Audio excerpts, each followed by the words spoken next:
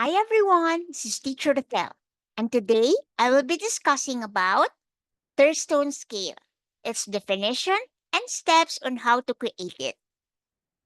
Thurstone scale is also called equal appearing interval scale.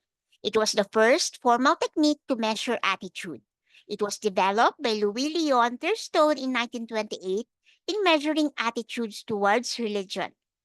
This technique assesses the extent of agreement among the group of judges about the content validity of proposed items for a scale, meaning the purpose of Thurstone scale is to determine the content validity of each item, whether the item or the items measures or assesses what it is supposed to assess.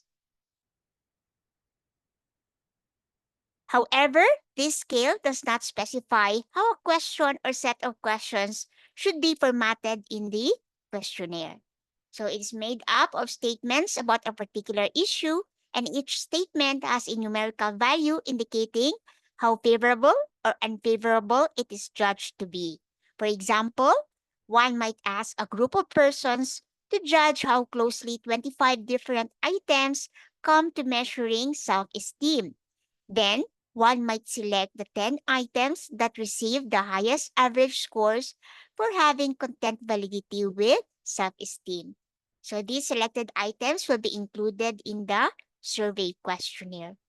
So, a group of judges will meet and then rate each of the item, and those with highest average scores mean that they have the highest content validity. Okay, in this example with self-esteem. So meaning these items have the highest content validity. It assesses the self-esteem. So how do you conduct Thurstone scale survey? Step 1, generate a large set of agree or disagree statements on a certain topic. For example, if you want to find out students' attitudes towards the subject math, your statements may include mathematics is difficult. I believe what I learn in math is important. I like attending math subjects. Or I hate solving math problems. Step 2, rank each statement with a panel of judges.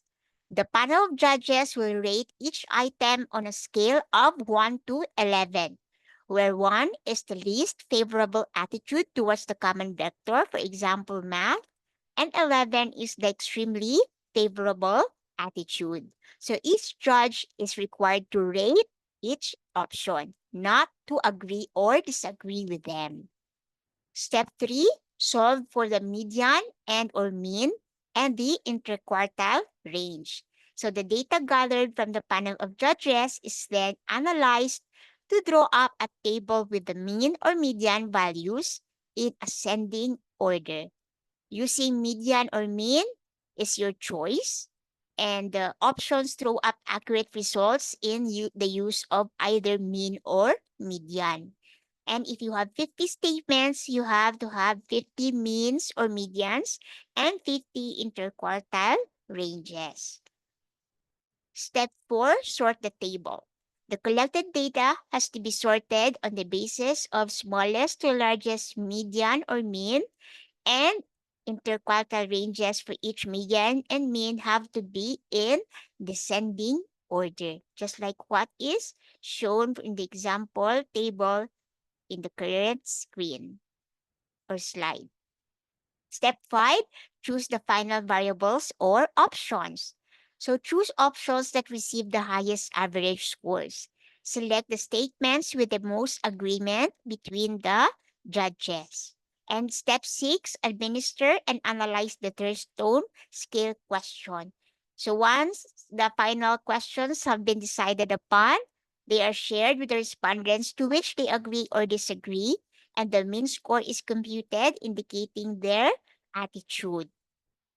So the key points, Thurstone scale is made up of statements about a particular issue, and each statement has numerical value indicating how favorable or unfavorable it is judged to be. So this technique assesses the extent of agreement among a group of judges about the content validity of the proposed items for a scale. So this scale, however, does not specify how a question or set of questions should be formatted on a questionnaire. So that ends our discussion about Thurstone scale. And here are the references for this video presentation. And thank you for watching this video and see you on my next video.